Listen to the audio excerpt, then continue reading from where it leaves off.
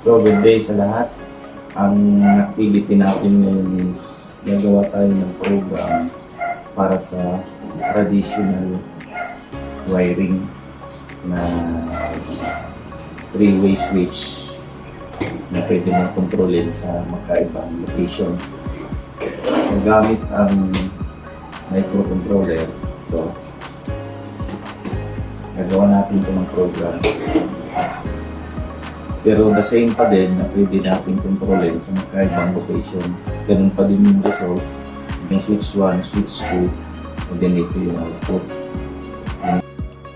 So ngayon ang ating activity is three-way switch na ginagamit natin sa traditional na wiring. Gumagamit tayo ng dalawang switch para kontrolin yung bumbilya sa different location. Yan. So ngayon yung ganung operation is ginawa natin ang program dito sa microcontroller. So pwede natin kontrolin din sa dalawang different na location yung load natin o yung ilaw. So ito yung load o yung ilaw, ito yung switch 1, ito yung switch 2, and then ito yung program na ginawa natin. I-load natin yan microcontroller. So ngayon is tingnan natin yung operation niya.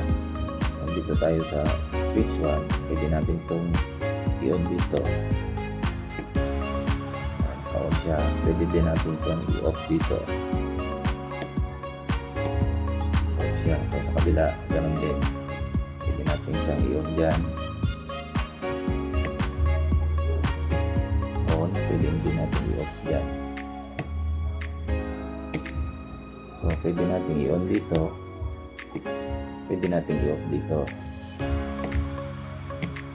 Pwede natin i-on dito. Sa switch 2, pwede natin i-off dito. Sa switch 1. So, yun.